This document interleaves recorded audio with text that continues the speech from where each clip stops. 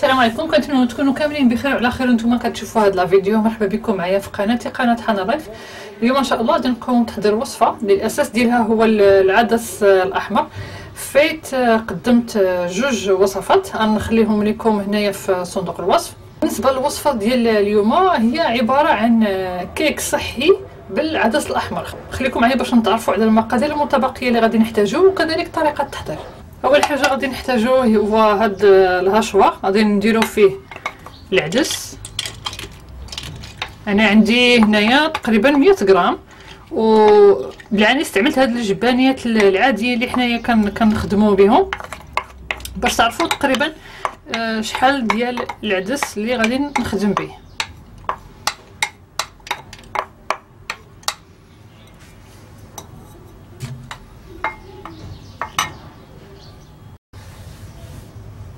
غادي نحتاجو 3 ديال البيضات،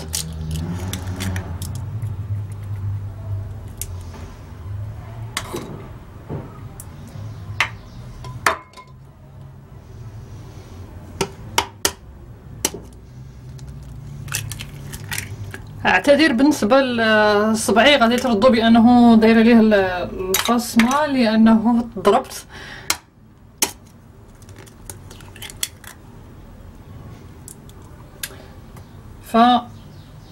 عندنا 3 ديال البيضات،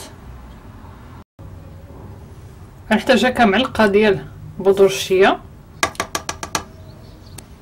غادي نضيفو التمر، عندي هنايا 7 ديال الحبات، تقدروا تزيدوا اكثر 7 حتى 10 ديال الحبات، انا درت فقط 7.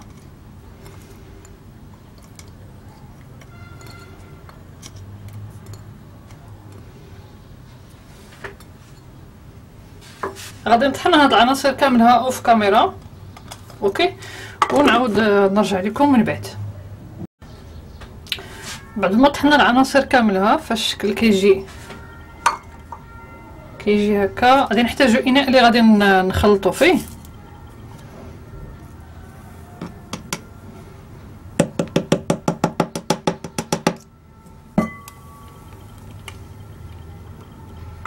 غنصبو فيه الخليط كامل. غادي نخدموه دابا بالطراب اليدوي عادي جدا.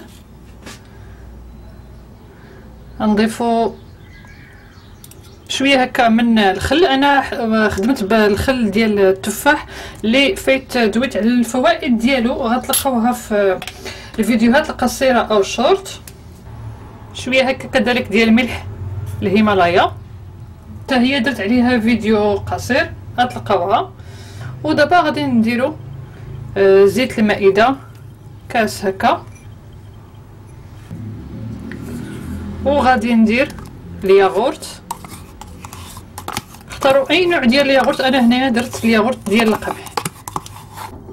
طبعا ما بقى لنا الا انه نخلطوا هاد العناصر كاملها، نخلطوها مزيان.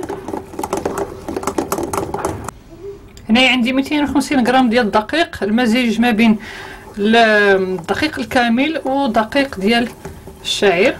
غنبداو نخلطوه حتى نحصلوا على القوام ديال الكيك اللي حنايا كنعرفوا، فعلى حسب النوعيه ديال الدقيق. ما غاديش نساو باش انه نضيفوا خميره الحلويات. غادي ندير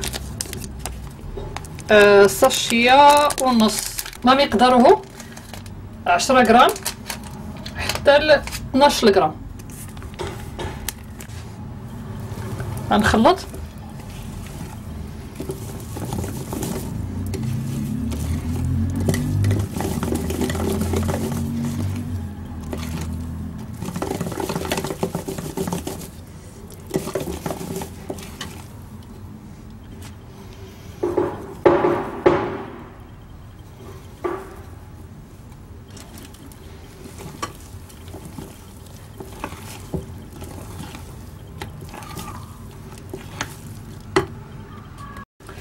القوام ديال الكيك خص يجينا بحال هكا عادي كيف ما حنايا مولفين. وغادي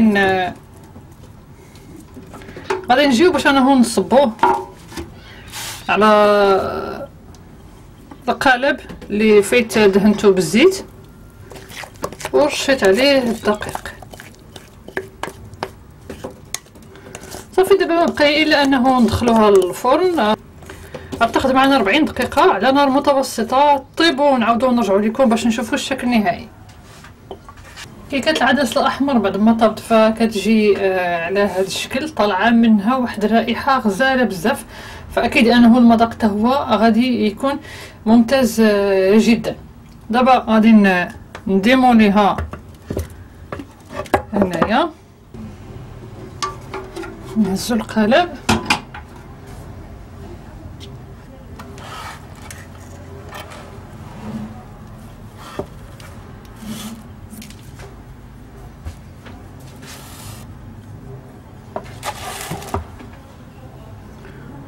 وغادي نقطع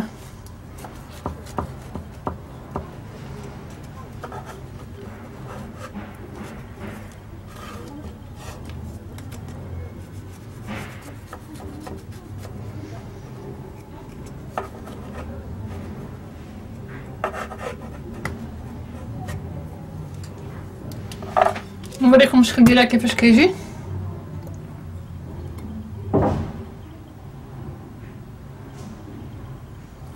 كتجي هكا رطبه وهشيشه،